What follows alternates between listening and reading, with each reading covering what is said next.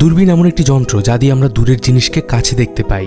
আর আজ এই দূরবীনের জন্যই কোটি কোটি কিলোমিটার দূরে থাকা বিভিন্ন গ্রহ নক্ষত্রকে আমরা খুব সহজেই দেখতে পাই।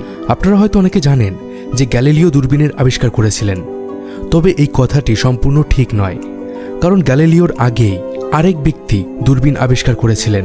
তবে গ্যালিলিও সেই দূরবীনকে আরও উন্নত মানের বানিয়েছিলেন। কে ছিলেন সেই ব্যক্তি যিনি দূরবীনের আবিষ্কার করেছিলেন? ছোটবেলা থেকে গ্যালিলিও বিজ্ঞানের বিভিন্ন বিষয় নিয়ে পরীক্ষা নিরীক্ষা করতেন, আর তার বিভিন্ন আবিষ্কারের জন্য তিনি ইউরোপ জুড়ে খ্যাতি পেয়েছিলেন। তবে গ্যালিলিও মহাকাশের বিভিন্ন গ্রহ নক্ষত্র নিয়ে গবেষণা করতে বেশি পছন্দ করতেন। এই সময় 1609 সালে গ্যালিলিও হ্যান্স লিপাসির আবিষ্কৃত দূরবীনের বিষয় জানতে পারেন। তিনি জানতে পারেন হ্যান্স বিভিন্ন ধরনের কাচের ব্যবহার করে একটি দূরের জিনিস দেখার যন্ত্র আবিষ্কার করেছেন। এই বিষয়টি গ্যালিলিওর মনে আশার আলো যোগায়, কারণ তিনিও ঠিক এমন একটি যন্ত্র আবিষ্কার করতে চেয়েছিলেন যা দিয়ে মহাকাশের বিভিন্ন গ্রহ নক্ষত্রকে আরও ভালোভাবে দেখা যায়। এরপর গ্যালিলিও নিজের একটি দূরবীক্ষণ যন্ত্র আবিষ্কারে লেগে পড়েন।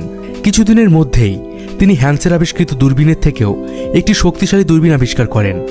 তিনি এই যন্ত্রের নাম দিয়েছিলেন টেলিস্কোপ।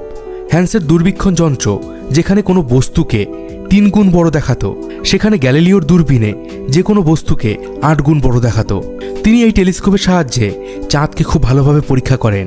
এমনকি তিনি বৃহস্পতির 4টি উপগ্রহ এবং সৌরজগতের আরও বেশ কিছু অজানা বস্তুকে আবিষ্কার করে ফেলেন।